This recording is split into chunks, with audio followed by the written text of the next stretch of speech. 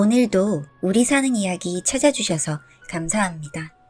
사연자분이 보내주신 이야기 시작해볼게요.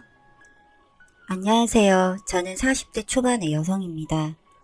남편의 발령지 때문에 할 수 없이 주말 부부를 10년 정도 했고요. 그래서인지 권태기 없이 아직도 부부로서 다정한 관계를 이어가고 있습니다. 독박 육아를 할 때는 눈물이 앞을 가릴 정도로 힘들었는데 그 사이 애들은 자라서 지금은 초등학생, 중학생입니다. 그렇게 주말 부부를 하다가 서울 본사로 복귀를 하게 되었고 저희는 오랜만에 4인 가족으로 그렇게 같이 살게 되었습니다. 남편은 혼자 사는 게 익숙해서인지 집에 오자마자 어지르는 습관이 생겼더라고요. 전 워낙 깔끔해서인지 치우느라 바쁘기도 하고 맞벌이 하는데 체력적으로 딸려서 좀 따끔하게 잔소리를 몇 번 했습니다. 그게 전부였는데 남편은 그게 굉장히 자존심이 상했던 것 같습니다. 그리고 밥 먹고 나는 개수대에 넣지도 않고 식탁 위에 그대로 놓고 일어나길래 제가 제발 좀 치우고 살자고 했더니 그게 화근이 돼서 남편은 알기를 뭘로 하냐면서 큰 다툼이 되었습니다. 전 그냥 한 말인데 발끈하는 모양새가 너무 과하길래 이 사람이 왜 이러나 정도로 생각을 했던 것 같습니다. 아마 제가 단순한 감정 싸움으로만 치부했던 게 문제였던 거죠. 오랜 기간 서로 떨어져 있었고 말 섞을 일이 없어서 그냥 토라진 것으로 해석한 제가 바보였습니다. 남편은 아무 상관없는 사람이 봐도 우울해 보였습니다. 갱년기 우울증인가 싶어 정신과에 가보자고 했더니 자기 안 미쳤다고 화를 내면서 각방을 쓰자는 겁니다. 일단 알겠다고 하고 남는 방 하나를 침대와 작은 책상을 넣어서 지낼 수 있게 해주었습니다. 간만에 골프 라운딩을 끝내고 3, 4모모 모여서 티타임을 갔는데 친구가 그러는 겁니다. 여자 있었나 알아보라고. 솔직히 기분 나빠서 대꾸도 하기 싫었는데 들어보니 아주 근거 없는 얘기는 아니더라고요. 주말 부부를 살다 보면 외로워서 근처에서 가깝게 지내는 여자가 하나둘 생기기 마련인데 크게 진도를 나가지 않았어도 갑자기 헤어지게 되면 우울해질 수 있다면서 저더러 남편 몰래 알아보라고 조언을 해주는 겁니다. 사실 주말부부로 떨어져 살면서 전 직장 다니라 아이들 키우느라 자주 못 가본 게 후회스러웠어요. 그때는 시간도 없고 기력도 없어서 당연하게 생각했는데 남편이 외로워서 실수를 할 수도 있다고 생각했죠. 일단은 남의 손을 빌리기 전에 조금씩 알아보기로 했답니다. 남편이 쉬는 날 친구를 만나러 간 사이 전 서재로 꾸민 방에 들어가 이것저것 단서가 될 곳이 있나 찾아보고 있었어요. 그런데 잠긴 서랍이 하나 있더라고요. 가구 들어올 때 열쇠가 있긴 했지만 그걸 잠가 놓을 거라고는 생각지 못했어요. 하나는 남편이 갖고 있을 것이고 비상키는 거실장 서랍에 있었다는 게 떠올랐죠. 안 해본 짓을 하자니 등줄기가 오싹하고 진땀이 흘렀어요. 여러 번이 핸드폰과 편지들이 들어있었습니다. 직장 주소로 주고받은 것 같았고 폰을 열어보니 수신 발신자 이름에 오선영이라고 써있었어요. 문자 메시지와 편지 내용은 가까이 있을 땐 몰랐는데 정말 보고 싶다, 안고 싶어, 우리의 사랑은 영원할 거다 등등 입에 담기도 거북한 글귀가 있었어요. 제가 판도라의 상자를 연 거죠. 정말 아무것도 나오지 않기를 바랬습니다. 대체 선영이라는 여자는 누군지 뭐하는 사람인지 궁금해서 미쳐버릴 것 같았죠.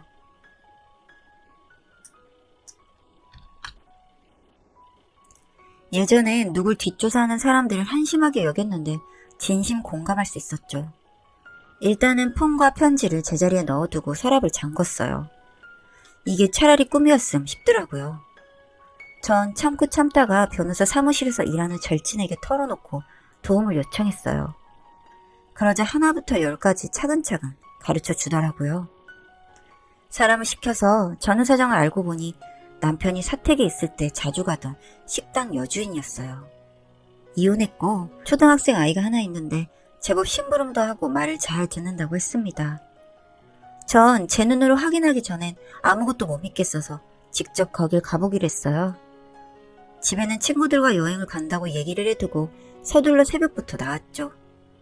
혹시나 싶어 식당에 밥을 먹으러 가는 손님처럼 평범하게 차림을 하고 주 메뉴인 백반을 시켰어요. 그 여자는 제가 봐도 여리여리하고 참 선하게 생겼더라고요. 몸매도 마르고 얼굴은 귀티가 났습니다. 친절하게 반찬이 더 부족하면 더 드리겠다고 하면서 말이죠. 그때 아이 한 명이 문을 박차고 들어왔어요. 엄마! 라고 크게 부르면서 말이죠. 그런데 제 눈을 의심했습니다. 그 남자아이는 제 남편과 닮아도 너무 닮아 있었습니다. 백반은 맛이 최고였지만 차마 목구멍으로 넘어가질 않았어요. 저한테 인사를 시키면서 아들이라고 개구쟁이라서 키우기 힘들다며 호호 웃더군요. 전 쓸데없는 의심인지 정말 여자의 육감인지 알아내야 속이 풀릴 것 같았습니다. 전 밥을 먹는 둥 마는 둥 하면서 식당을 나왔죠. 시동을 걸고 서울로 향하다가 갓길을 세우고 차 안에서 전 소리내서 통곡을 했습니다.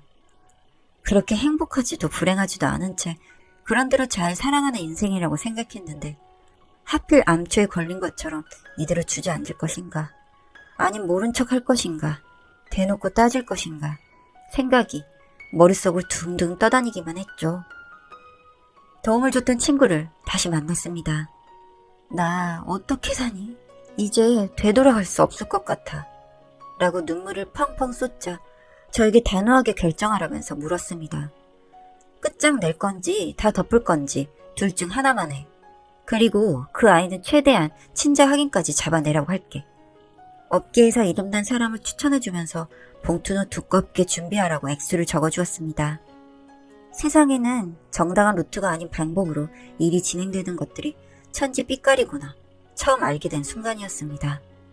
남편은 제가 눈치챈 것을 전혀 모르는 것 같았습니다. 그도 그럴 것이 꿈이라고 생각할 만큼 현실이란 실감을 하지 못했습니다. 그 여자만 빠진다면 여전히 단란하고 평안한 가정이란 생각뿐이었죠. 나중에 한 사실이었지만 그건 제 착각이었습니다.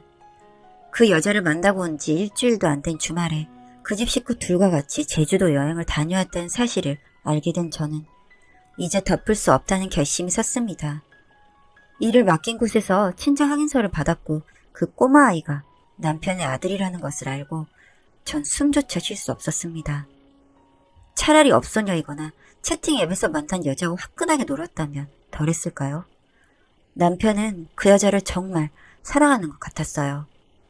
상간녀 위자료 청구 소송은 접기로 했고 모든 증거를 남편 앞에 내놓고 이 집을 떠나라고 했습니다. 그리고 재산은 한 푼도 줄 수 없다고 쐐기를 박았죠.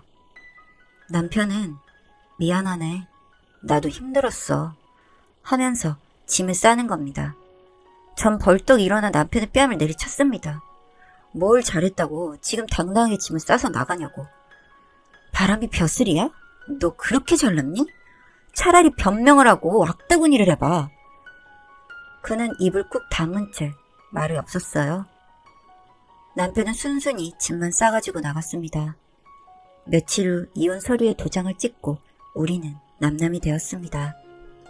나중에 한 사실인데 남편은 제가 서랍을 열어본 것도 그 여자의 뒷조사를 하는 것도 알고 있었다고 합니다. 그런데 모른 척 했답니다. 차라리 오기로 버티면 이혼 안 해줄까봐 내색을 안 하고 그렇게 있었답니다. 전 등골이 서늘해지면서 저런 남자와 어떻게 15년을 살았을까 부들부들 떨렸습니다. 시댁도 이미 알고 있었고 그 여자가 왕래한 지는 1년이 조금 넘었다고 했어요. 저희는 딸만 둘이었고 그 애는 아들이었으니까요. 대신 남편이 몸만 나가준 덕에 제 명의의 재산은 몇 배로 불어났고 아이들과 학군 좋은 신축 주상복합 아파트로 이사를 했습니다. 노후 대책도 다 되어 있고 앞으로 20년 넘게 문제 없을 것 같습니다. 돈 걱정 없이 백화점도 다닙니다. 그런데 전 남편을 이해할 수가 없네요. 그 여자는 정말 사랑이었을까요? 그 허름한 식당에서 혼자 일하면서 겨우 먹고 사는 여자가 어디가 좋았을까요? 아이들은 저런 아빠를 이해할 수 있을까요? 저는 오늘도 술을 마십니다. 저 역시 지금 좋은 남자를 만나고 있습니다. 하지만 사랑이라고 확신하긴 이릅니다. 이젠 그 어느 누구도 믿을 수 없으니까요. 그래도 나름 즐겁게 살려고 노력합니다. 전 아직 젊고 매력적이라고 생각하니까요. 긴 글 읽어주셔서 감사합니다.